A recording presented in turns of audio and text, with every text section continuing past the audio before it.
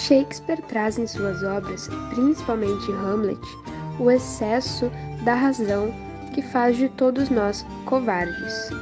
Um dos personagens da peça aponta que há algo de podre no reino da Dinamarca, e essa frase ela mostra o desequilíbrio ético e moral que se manifesta na perspectiva da natureza.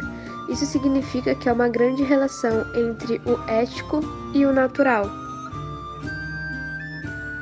O autor traz na obra uma perspectiva da ética, do caráter e da psicologia do personagem principal.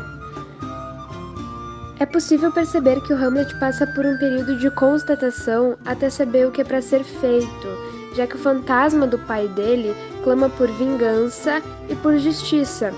E esse fantasma mostra para o Hamlet que o novo rei chegou ao poder de uma forma sórdida e injusta. E como Hamlet é o príncipe e filho desse homem assassinado de forma injusta, é ele que precisa colocar as coisas no lugar. E então ele diz: "Maldita sina que me fez nascer nos tempos como os nossos, tão desconcertados, e cabe a mim consertá-los." No decorrer da peça, o Hamlet faz o seu monólogo do ser ou não ser, eis a questão.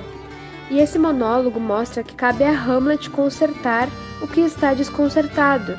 E ele, para fazer isso, ele precisa pensar. Shakespeare conseguiu transmitir para o público que agir no impulso pode ser maléfico, mas pensar demais também pode ser prejudicial, porque o excesso de razão nos faz de todos covardes. E isso fica evidente porque o Hamlet teve a oportunidade de fazer o que era preciso no momento em que era preciso, mas ele deixou essas oportunidades passarem e isso o tornou refém das próprias paixões e do excesso da sua própria razão. E dessa forma, ele começou a cometer atos que não deveria cometer contra pessoas inocentes. Assim, a gente pode concluir que, ao não fazer aquilo que temos de fazer, no momento em que temos de fazer, corremos o risco de fazer o que não temos de fazer no momento em que não temos de fazer.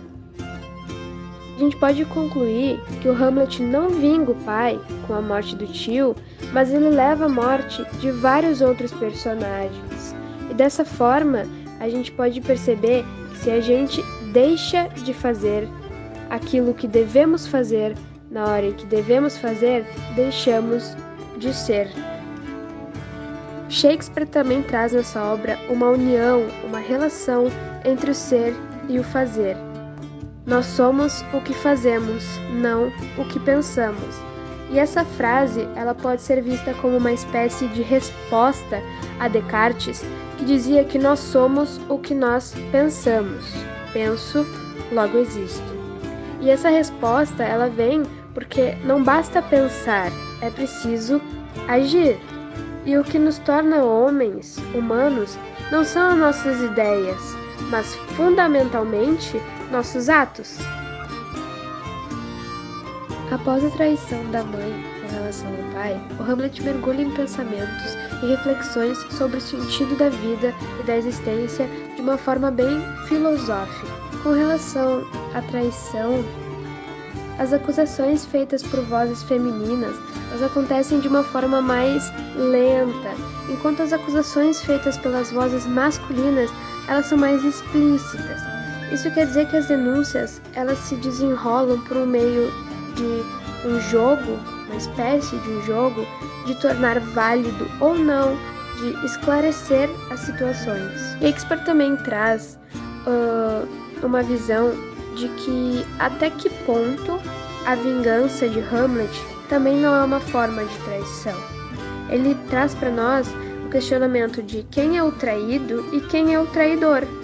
Por conta dessa traição da mãe com relação ao pai, o Hamlet passa a ver a corrupção nas mulheres.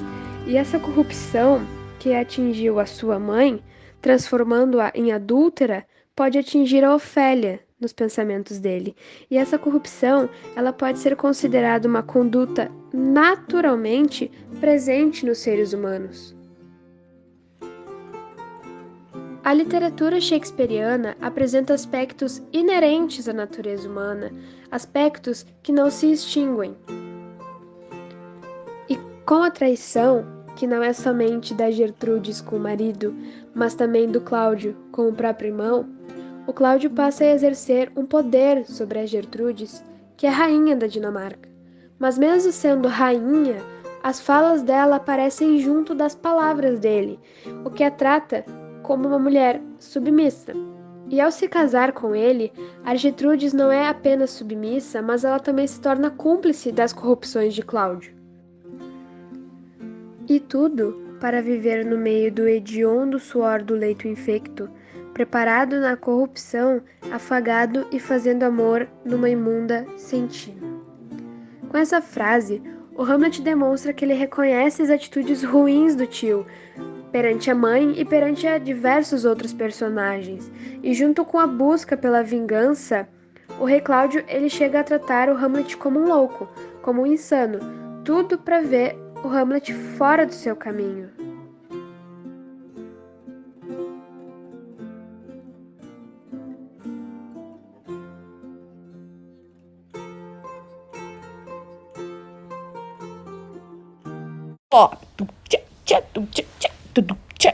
Aris Produções.